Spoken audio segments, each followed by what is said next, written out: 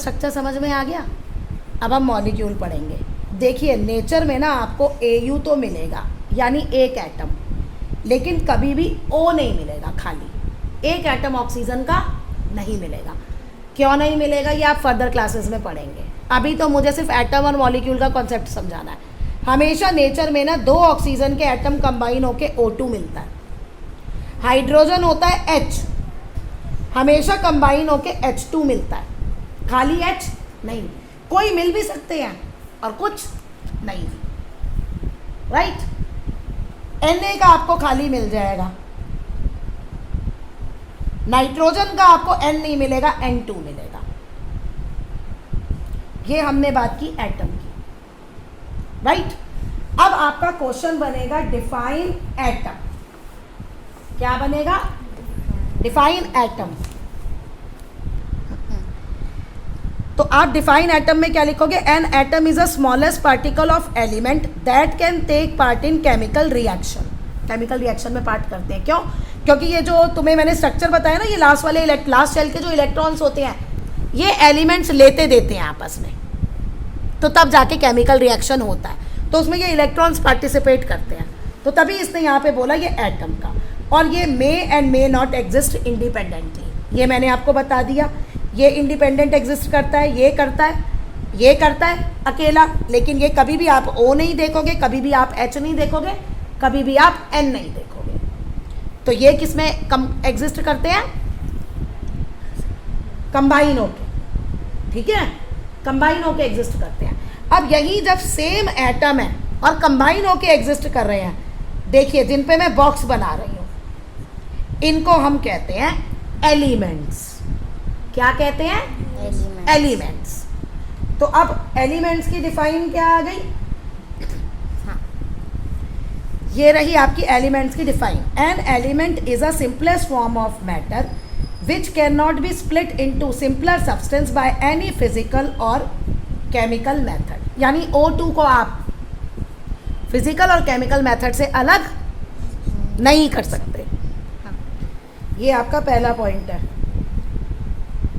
7th की book में physical method नहीं लिखा, सिर्फ केमिकल मेथड लिखा है। दूसरा पॉइंट आप ये लिखोगे, an element is made up of compose of atoms of same kind. बोला ना O2 सिर्फ OO के एटम है, H2 सिर्फ हाइड्रोजन हाइड्रोजन एटम है। ये सिंबल्स आपको याद करने पड़ेंगे सारे एलिमेंट्स के, जो मैंने आपको हिंट दिया है। हो गया यहाँ से। अब यहाँ पे हमारा एटम और एलिमेंट हो गया क्लियर। और एलिमेंट में आप एग्जाम्पल लिखोगे, third point for example, third point sorry आप लिखोगे elements can be further classified as metals, non metals and metalloids, right. और जो आप अब नेक्स्ट पॉइंट लिखेंगे वो लिखेंगे एग्जाम्पल ऑफ एलिमेंट्स, कि एलिमेंट्स के क्या एग्जाम्पल है? Hydrogen, oxygen, iron, sodium O2, H2, sodium Na होता है, आयरन Fe होता है। ये सिंबल्स भी मैं आपको बता रही हूँ, राइट। अब देखिए जब अब हम आते हैं मॉलिक्यूल्स पे। हमारा नेक्स्ट टॉपिक है मॉलिक्यूल्स। एटम्स हो गए, मॉलिक्यूल्स। जब दो डिफरेंट एटम कंबाइन करते हैं ना भाई, जो इंडिपेंडेंटली एग्जिस्ट नहीं कर सकते, हाइड्रोजन इंडिपेंडेंटली एग्जिस्ट नहीं कर सकता, ऑक्सीजन इंडिपेंडेंटली एग्जिस्ट नहीं कर सकता, लेकिन जब ये नेचर में दोनों पास आते हैं तो बनता है एक कंपाउंड H2O। ये होता है मॉलिक्यूल। अब मॉलिक्यूल क्या है? मॉलिक्यूल भी प्योर सब्सटेंस है, लेकिन इसमें अलग अलग एलिमेंट्स के एटम प्रेजेंट होते हैं। अब वाटर जो है वो आपका क्या है? मॉलिक्यूल है। किन दो एटम से बना है वो? हाइड्रोजन और ऑक्सीजन से। तो आपकी मॉलिक्यूल की डिफाइन ये रही। A molecule is the smallest particle of an element और अ कंपाउंड। क्यों बोला इसने एलिमेंट और कंपाउंड?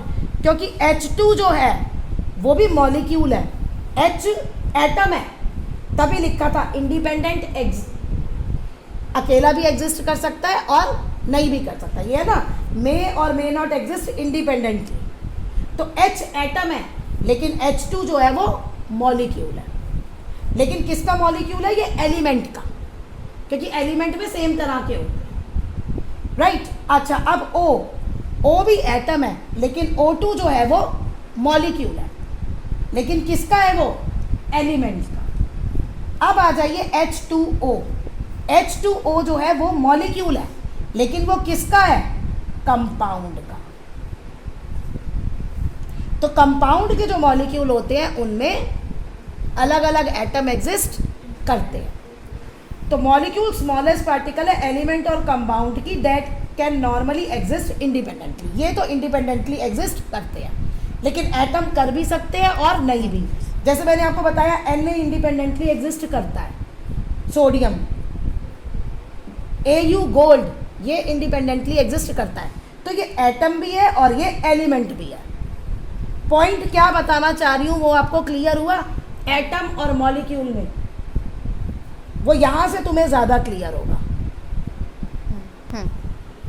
नेक्स्ट है हमारा कंपाउंड। क्या है? तो compound is a pure substance made up of 2 और more elements combined chemically in a definite proportion by mass. ये बहुत ज़रूरी है, क्योंकि वाटर में हमेशा 2 एटम हाइड्रोजन के होंगे और 1 एटम ऑक्सीजन का होगा। चाहे आप कहीं का भी पानी ले लो, चाहे टैप का वाटर ले लो, चाहे रिवर का ले लो, ठीक है ना, चाहे ओशन का ले लो, जब आप देखोगे हमेशा यही होगा। ये नहीं है कि कहीं ये हो गया, कहीं ये हो गया, कुछ भी हो गया। नो, ऐसा नहीं होगा। ओके, तो ये कंपाउंड है आपका। कंपाउंड देखा जाए तो किससे बना है? 2 और 2 से ज़्यादा एलिमेंट सेम प्रपोर्शन में कंबाइन होंगे,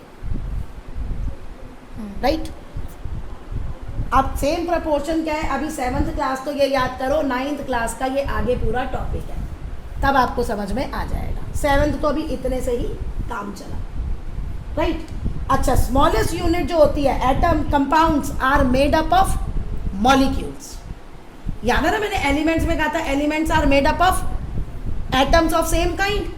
तो यहाँ पे हम सिर्फ कह रहे हैं compounds are made up of molecules. और एग्जाम्पल क्या है? Water H2O, NaCl sodium chloride, नमक जो आप खाते हैं। अभी हमने ये कवर कर लिया, ये सारी डिफाइन भी मैंने आपको बता दी। अब very important question, properties of compounds, बहुत इंपॉर्टेंट है। Properties of compounds. कंपाउंड जो है can be broken down into constituents animals by chemical method. आप उसे केमिकल मेथड से ब्रेक कर सकते हैं कंपाउंड को। अभी आपने पढ़ा वाटर, वाटर किससे बनता है? हाइड्रोजन और ऑक्सीजन।